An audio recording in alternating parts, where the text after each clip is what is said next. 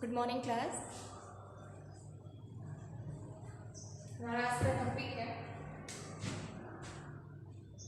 Packing efficiency for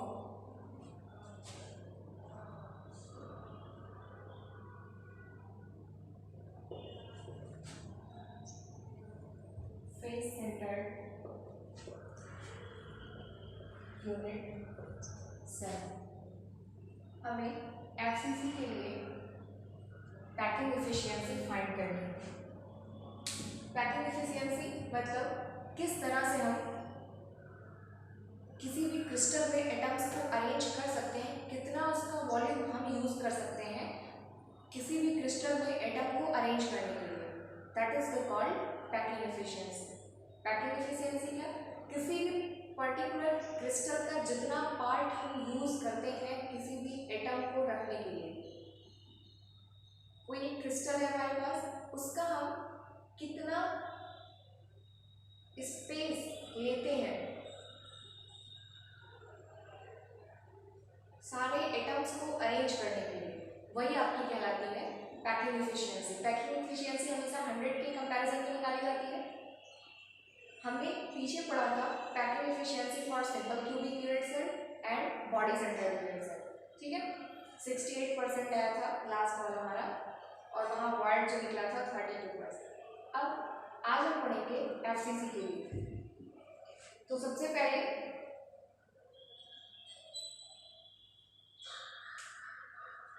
face centred simple cubic unit cell आप generate करिए। इसके सारे कॉर्नर्स पे एटम रहेंगे तो ये सिंपल क्यूबिक हो जाएगा, और फेजेस पे अगर रहेंगे तो वो कोई भी दो अपोजिट फेज ले लेते हैं आप, कुछ इस तरह का, वो आपका फेस सेंटर्ड के लिए बनता है। इसी के लिए कैलकुलेट करना है हमें पैकिंग एफिशिएंसी। तो पैकिंग एफिशिएंसी के लिए सबसे पहले हमें पता होना चाहिए एज लेंथ, और वो एज लेंथ जो है सपोज कर लेते हैं हम ए। अगर एज लेंथ ए होगी तो जो हमारा वॉल्यूम होगा, क्योंकि ये क्यूबिक है, इसका मतलब इसका लेंथ भी होगी, ब्रेड्थ भी होगी और हाइट भी होगी, तो जो वॉल्यूम निकल के आएगा, volume of a unit cell is L B into h, a into a that is equal to a cube. Radius of that unit cell is r. Radius of the unit cell, radius क्या है unit cell की, r है। ये इतनी चीजें तो हमने सारे जितने भी यूनिट सेल्स हमारे थे, चाहे बॉडी सेंटर्ड हो चाहे सिंपल क्यूबिक हो, और ये लास्ट में एफसीसी, हमने तीनों के लिए ये चीजें तो कॉमन ले रखी है। इसके अलावा जो एक और कॉमन चीज थी वो हमारा था volume of a single atom, volume of an atom, जो हमने लिख रखा था 4/3 पाई आर क्यूब। ये तो हमारा वॉल्यूम आया था एक सिंगल एटम का। इसके बाद हमने लिखा था ए और आर में रिलेशन, और एफसीसी के लिए ए और आर का जो रिलेशन होता है वो होता है r is equals to under root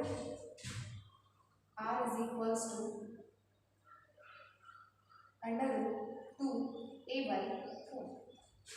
this is the relation between a and r for face centered unit cell.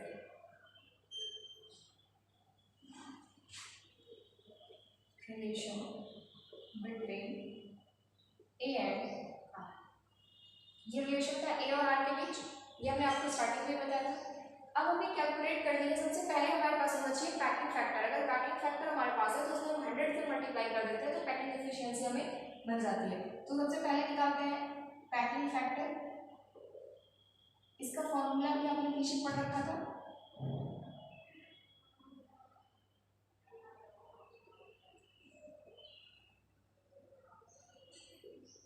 Volume occupied by atom और अपन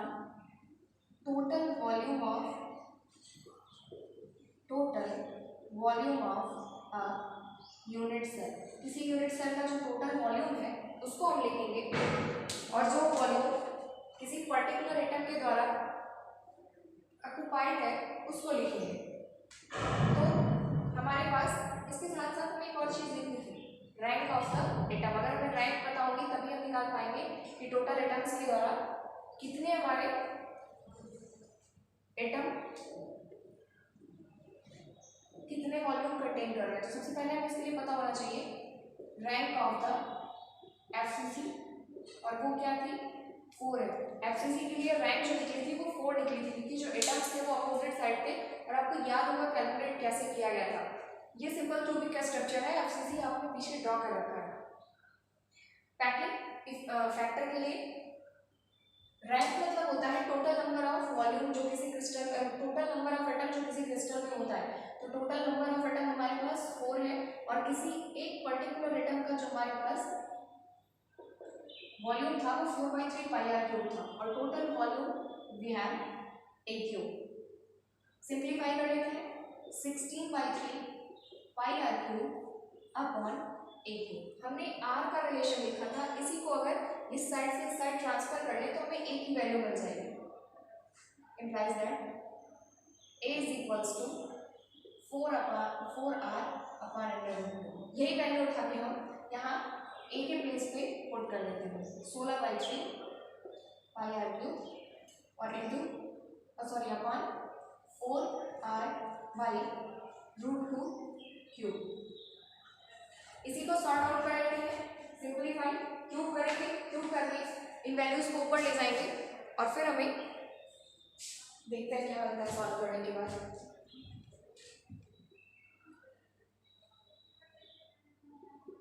पैकिंग फैक्टर काउंट कर रहे हैं, packing factor 16/3 pi r cube upon 16 × 4, चाहे 64 लिख देना है या फिर स्क्वायर 16, वो कैंसिल आउट आराम से हो जाएगा, और 4, और इसके बाद आर क्यूब अपॉन 2√, इसको और सिंप्लीफाई करते हैं, 16/3 पाई आर क्यूब मल्टीप्लाइज 2√2 अपॉन 16 × 3 × 16 × 4 × आर क्यूब। ये कैंसिल आउट हुआ, सॉरी 3 नहीं कटेगा, 16 कैंसिल आउट होगा, और 2 से ये कटेगा, और यहाँ 2 को हम लिख सकते हैं √2 × √2, एक √2 को कैंसिल आउट हुआ, एक √2 हमारे पास बचा है, तो बच जाएगा पाई अपॉन 3√2। वैल्यू पुट कर देते हैं, पाई की होती है 3.14, 3 इंटू इसकी होती है 1.714 √2। इसी को हम जब सिंप्लीफाई करते हैं, ये पूरा सिंप्लीफाई करने के बाद हमें एक वैल्यू मिलती है, और वो मिलती है